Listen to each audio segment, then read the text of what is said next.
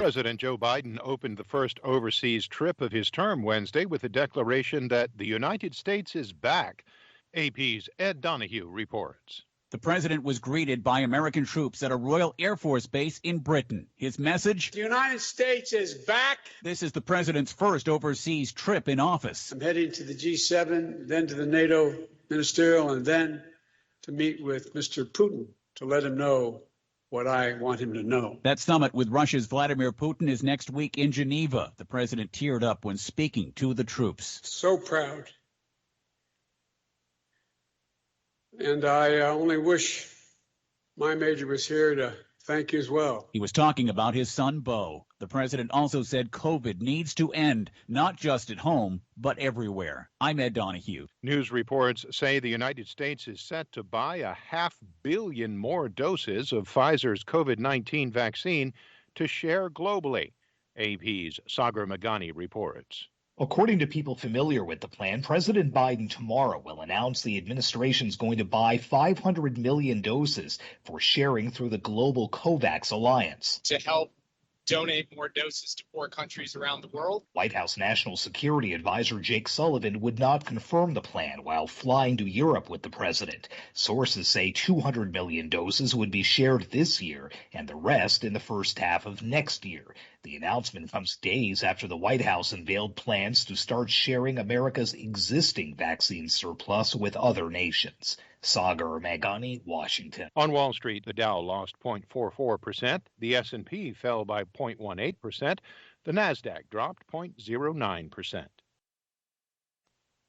A Moscow court has outlawed the organizations founded by Russian opposition leader Alexei Navalny by labeling them extremist, the latest move in a campaign to silence dissent and bar Kremlin critics from running for parliament in September.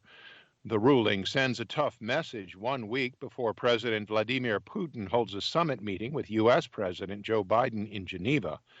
The Moscow City Court's ruling, effective immediately, prevents people associated with Navalny's Foundation for Fighting Corruption and his sprawling regional network from seeking public office. Many of Navalny's allies had hoped to run for parliament.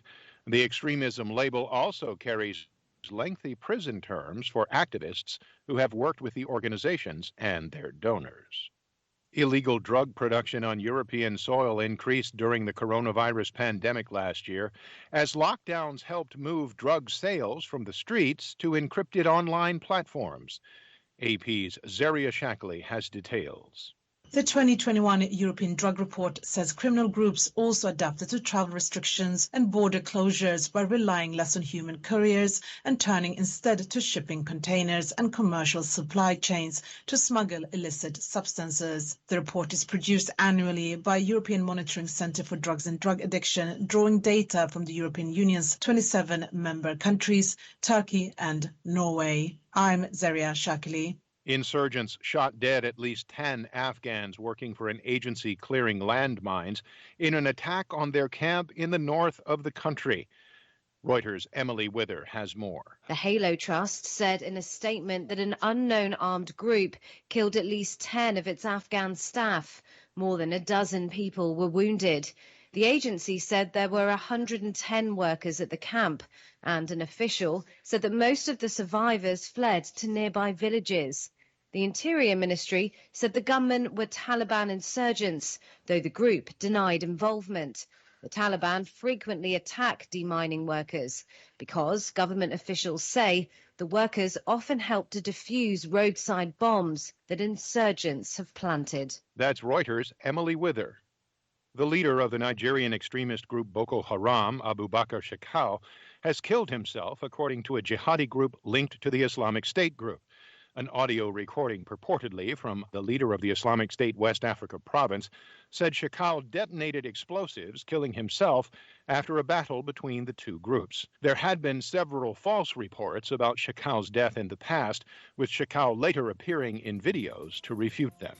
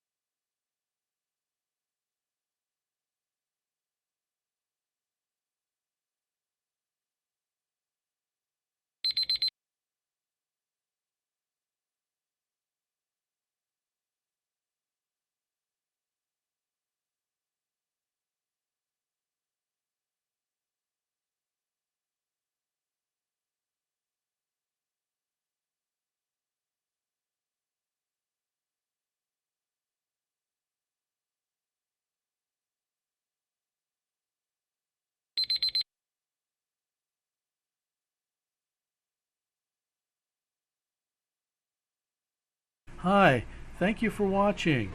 I hope the videos are useful for you. Please subscribe to my channel using the button below.